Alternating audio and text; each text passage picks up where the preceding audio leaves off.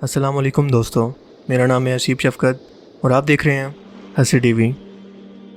दोस्तों, ये बात तो हम सभी लोग जानते हैं कि हमारा इस दुनिया में आना बिल्कुल एक मुसाफिर की तरह है। जैसे एक मुसाफिर इस दुनिया में ठहरने के बाद अपनी असल मंजिल की तरफ चल पड़ता है, बिल्कुल इसी तरह से हम इस दुनिया में मौजूद हैं और अपनी उम्र पूरी करने के बाद हमें आखिर में अपने आखिरत की तरफ यानी अपने घर जाना है, यानी अपनी असल मंजिल की तरफ जाना है। और हमारे मरने के बाद हमारे अमाल के मुताबिक हमें जज़ा और सज़ा का फ़ैसला दिया जाएगा। अगर हमने अच्छे अमाल किए होंगे, अल्लाह ताला की फरमाबरदारी की होगी तो हमारे लिए जन्नत होगी, और अगर सारी ज़िंदगी अल्लाह ताला के अहकामात की खिलाफ वर्जी में गुजार दी होगी या कुफ्र किया होगा तो हमारे लिए जहन्नुम होगी। लेकिन आसमान की तरफ या जन्नत और जहन्नुम की तरफ ये सफ़र कैसा होगा, और सबसे बड़ी बात कि क्या अपने ऐसे प्यारे लोगों से जिनसे हम मिल चुके हैं, जो दुनिया में हमारे साथ थे, मसलन हमारे माँ बाप, बहन भाई या कोई भी और रिश्तेदार जो अब इस दुनिया से जा चुके हैं, क्या कभी हम मरने के बाद उनसे कभी मिल पाएंगे? इन्हीं दोनों सवालों के जवाब हम आज की इस वीडियो के अंदर इस्लामी रिवायत की रोशनी में जानने की कोशिश करेंगे। इस्लामी रिवायत से हमें पता चलता है कि जब किसी काफिर की मौत आती है तो डरावनी शक्ल वाले दो फरिश्ते इसके सामने आते हैं। एक बहुत ही डरावनी शक्ल में आकर इसकी रूह को कब्ज करता है और बहुत ही दर्दनाक अंदाज में। लेकिन इसके बरक्स जब किसी नेक इंसान की मौत होती है या उसकी रूह को निकाला जाता है तो उसके लिए आसमान से दो नूरानी फरिश्ते, जो इतने ज़्यादा नूरानी होते हैं कि जैसे सूरज की रोशनी भी उनके सामने मान पड़ जाए, वो इस इंसान के सामने आते हैं। इनके साथ मालकुल मौत एक बहुत ही ज़्यादा नूरानी शक्ल के अंदर और खूबसूरत शक्ल में इस शख्स के सामने आते हैं। इन फरिश्तों से जन्नत की खुशबू आ रही होती है और वो आकर इस नेक रूह से कहते हैं कि खुदा के हुक्म से बाहर आ जा, उस इनाम को हासिल करने के लिए जो तुम अपने रब से हासिल करने वाली हो। अल्लाह के रसूल ने फरमाया कि नेक इंसान के जिस्म से रूह ऐसे निकलती है जैसे जग से पानी गिरा हो, यानी बहुत ही स्मूथ, सॉफ्ट और खूबसूरत अंदाज में। और जाहिर है कि ये मिसाल समझाने के लिए दी गई है। इस नेक इंसान की रूह को कब्ज करने के बाद दो नूरानी फरिश्ते इसे आसमानों की तरफ लेकर जाते हैं। आसमानों की बुलंदियों पर जाते हुए ये नेक रूह अपने आसपास फरिश्तों की जमात को देखती है। आसमान में मौजूद ये फरिश्ते इस जन्नती रूह को जाता हुआ देखकर पूछते हैं कि ये किसकी रूह है जो इतने एजाज के साथ और इतने खूबसूरत अंदाज में जा रही है। दो नूरानी फरिश्ते जो इस रूह के साथ मौजूद होते हैं वो बताते हैं कि ये फ़लाँ इब्ने फ़लाँ की रूह है। फिर ये रूह पहले आसमान पर पहुँचती है और पहले आसमान के दरवाजे पर पहुँचकर वहाँ मौजूद फरिश्ते पूछते हैं कि ये कौन है। इन फरिश्तों को बताया जाता है कि ये फ़लाँ इब्ने फ़लाँ की रूह है जो कि जन्नत में जा रही है। अब जन्नत में जाने के लिए पहले आसमान पर यह दरवाज़ा आसमान के पहले दरवाजे पर मौजूद है। अब वल्लाह आलम कि इस दरवाजे से क्या मुराद है। अगर हम साइंस के नज़रिए से देखें तो ये कोई ब्लैक होल भी हो सकते हैं, जिसके बारे में साइंस कहती है कि ये एक कायनात से दूसरी कायनात तक जाने का रास्ता है, या फिर ये प्रॉपरली कोई दरवाज़ा ही हो सकता है। वल्लाह आलम की इसकी रियलिटी क्या है। लेकिन उसके बाद ये फरिश्ते उस रूह को लेकर दूसरे आसमान पर जाते हैं और वहाँ भी यही प्रोसेस रिपीट होता है। दूसरे आसमान के दरवाजे पर मौजूद फरिश्तों को भी बताया जाता है कि ये फ़लाँ की रूह है और जन्नत में जा रही है। इसके बाद होते होते वो रूह 7 आसमानों पर जाती है और उसके बाद फिर जन्नत में। लेकिन अल्लाह के रसूल ने फरमाया कि इस अमल से पहले, यानी कि जन्नती रूह के जन्नत में जाने से पहले, अल्लाह पाक एक बार फिर से उस रूह को हुक्म देते हैं कि अपने मादी जिस्म में दाखिल हो जा। जब सारे के सारे रिश्तेदार उसके मादी जिस्म को दफना कर वापस जा रहे होते हैं तो अल्लाह पाक फिर से इस रूह को इसके मादी जिस्म में दाखिल करते हैं, जिसके बाद दो फरिश्ते मुनकर और नकीर हिसाब लेने के लिए इसकी कब्र में आते हैं और इसे 3 सवाल करते हैं। और वो 3 सवाल ये हैं: तेरा रब कौन है, तेरा दीन क्या है, इस शख्स के बारे में तुम क्या सोचते हो, यानी कि मोहम्मद सल्लल्लाहु अलैहि वसल्लम के बारे में। अगर कोई मुसलमान रूह है तो वो जवाब देती है कि मेरा रब अल्लाह है, मेरा दीन इस्लाम है और मोहम्मद सल्लल्लाहु अलैहि वसल्लम अल्लाह के बंदे और उसके रसूल हैं और मेरे आका हैं। जबकि काफिर के मुंह से ऐसे कोई अल्फाज नहीं निकलते। जब ये जन्नती रूह इन तीनों सवालों के सही जवाब दे देती है तो इसके लेफ़्ट साइड पर दोज़ख की आग का दरवाज़ा खुलता है और बताया जाता है कि ये वो जहन्नुम है जिससे तुमने खुद को बचा लिया। अल्लाह के हुक्म पर अमल करने के बाद तुमने इससे निजात हासिल कर ली। और उसके बाद उसकी राइट साइड का एक दरवाज़ा खुलता है जो कि जन्नत का दरवाज़ा होता है और उसे बताया जाता है कि ये है वो मकाम जो तुमने अल्लाह ताला की रज़ा के अंदर खुद को राज़ी करके और दुनिया के अंदर उसके अहकामात के मुताबिक ज़िंदगी गुजार कर इसे हासिल कर लिया। ये आखिरत के अंदर तुम्हारा मकाम है। यानी कि उसे अपना मकाम पहले ही दिखा दिया जाता है कि वो जन्नत में जाने वाला है या दोज़ख में। इसके बाद ये रूह 7 आसमानों की तरफ सफ़र करती है और कहा जाता है कि 7 आसमानों पर एक ऐसी जगह मौजूद है जो कि जन्नत और जहन्नुम के दरमियान में मौजूद है। ये रूहें वहाँ पर इंतज़ार करती हैं जब तक कि क़यामत का वक्त आए और इनको इनके अमाल के मुताबिक फ़ैसला सुनाया जाए और जन्नत और जहन्नुम के अंदर दाखिल कर दिया जाए, क्योंकि क़यामत से पहले ये जन्नत और जहन्नुम के अंदर दाखिल नहीं हो सकते। वो सब के सब वहाँ पर इंतज़ार कर रहे हैं। लेकिन सबसे अहम सवाल जो यकीनन एक ना एक बार आपके जहन में ज़रूर आया होगा और आप इसका जवाब जानने के लिए ज़रूर बेचैन हुए होंगे, خاص طور پر اس وقت جب آپ نے کسی اپنے بہت ہی پیارے کو کھو دیا ہو، کہ کیا مرنے کے بعد جو لوگ اس دنیا میں اپنی طبعی عمر گزار کر جا چکے ہیں، کیا آپ کبھی مرنے کے بعد ان سے کبھی مل پائیں گے؟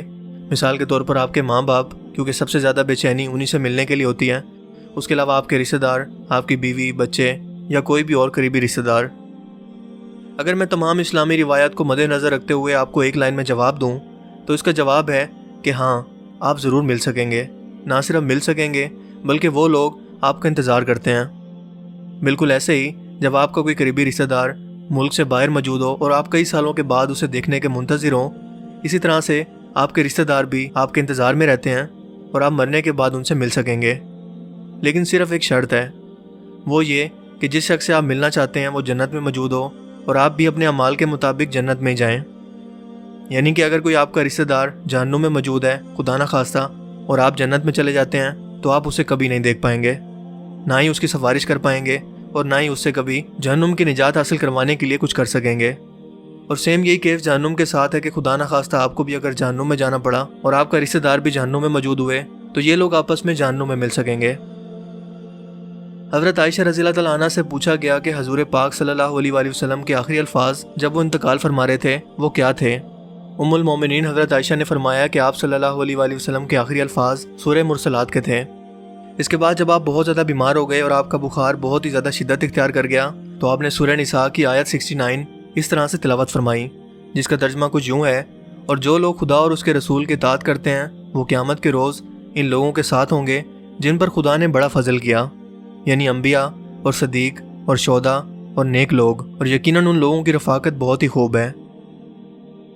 اس آیت مبارکہ سے ہمیں یقین ہو گیا کہ قرآن پاک میں بھی واضح طور پر یہ لکھا ہے کہ جنتی روحیں مرنے کے بعد اپنے قریبی رشتہ داروں اور جنتی روحوں سے ملاقات کریں گی اور وہ لوگ ان کے منتظر رہتے ہیں اور ہمیشہ کے لیے ان کے ساتھ رہیں گی۔ یہ لوگ ایک دوسرے کو پہچانیں گے اور ایک دوسرے کے ساتھ رہیں گے۔ جب حضور پاک صلی اللہ علیہ وآلہ وسلم اس دنیا سے رخصت ہونے لگے تو آپ کو بہت زیادہ خواہش تھی کہ آپ اپنے قریبی رشتہ داروں کو مل سکیں، ایسے لوگوں سے مل سکیں جن کو آپ دنیا کے اندر بھی بہت زیادہ پیار کرتے تھے۔ آپ اندازہ لگا سکتے ہیں کہ حضور پاک صلی اللہ علیہ وآلہ وسلم اپنی ماں سے اور اپنے والد سے کتنا پیار کرتے تھے اور وہ ان سے ملنے کے لیے کتنا بے چین ہوں گے۔ اس کے علاوہ آپ کے چچا حضرت حمزہ جو کہ جنگ احد میں شہید ہو گئے تھے، آپ ان سے کس قدر پیار کرتے تھے اور ان سے ملنے کے لیے آپ کس قدر بے چین ہوں گے۔ اس کے علاوہ حضرت یوسف علیہ السلام اپنے والد حضرت یعقوب علیہ السلام سے مرنے کے بعد بھی ملنے کے لیے کس قدر بے چین ہوں گے، اور حضرت یعقوب علیہ السلام اپنے والد حضرت اسحاق سے اور پھر وہ اپنے والد حضرت ابراہیم علیہ السلام سے۔ اپنی وفات سے تقریباً 4 دن پہلے حضور پاک صلی اللہ علیہ وآلہ وسلم نے ابو معیبہ رضی اللہ تعالیٰ عنہ سے فرمایا کہ اللہ تعالیٰ نے مجھے حکم دیا ہے کہ میں جنت البقیع میں موجود لوگوں کے لیے جا کر دعا کروں۔ سو آپ ان کو ساتھ لے کر آدھی رات کو جنت البقیع کے لیے روانہ ہوئے اور وہاں پہنچ کر آپ نے ابو معیبہ سے فرمایا کہ اللہ تعالیٰ نے مجھے اختیار دیا ہے کہ یا تو میں دنیا میں رہ کر دنیا کے تمام خزانوں کی چابیاں اپنے پاس رکھوں یا پھر اللہ تعالیٰ سے ملاقات کے لیے آ جاؤں۔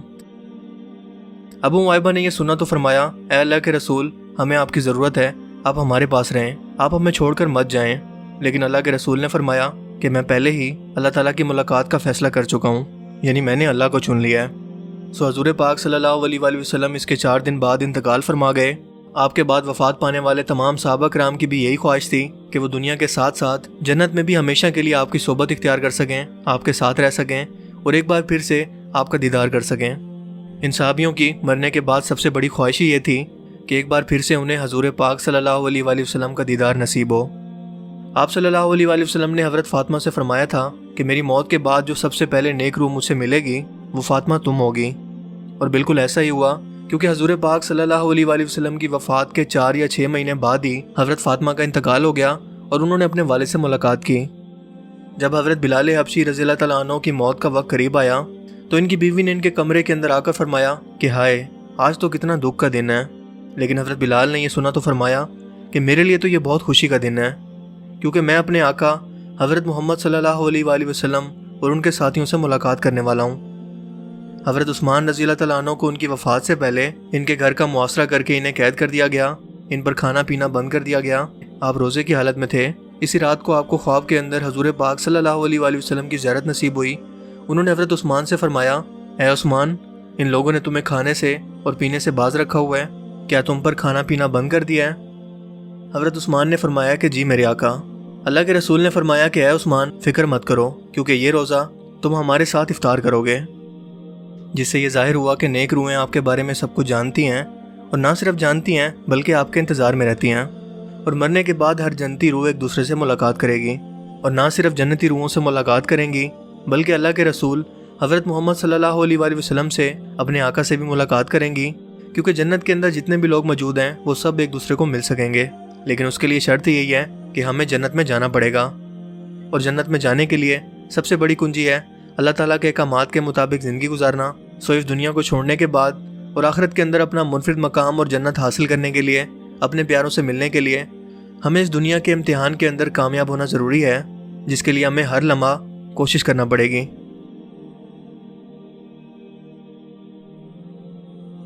آئی ہوپ کہ آج کی اس ویڈیو سے آپ کو کچھ نیا جاننے کو ملا ہوگا، اور آج کا یہ ویڈیو آپ کو پسند آیا ہوگا۔ اگر آپ کو یہ ویڈیو اچھا لگا اور یہ منفرد ٹاپک پسند آیا تو اس ویڈیو کو لائک کیجئے، اور مزید اس طرح کے انفارمیٹیو ویڈیوز کے لیے اس چینل کو ضرور سبسکرائب کریں۔ اب میں ملوں گا آپ سے ایک نئی انٹرسٹنگ ویڈیو میں، تب تک کے لیے اپنا بہت سا خیال رکھیے گا۔ Thanks for watching this video. اللہ حافظ۔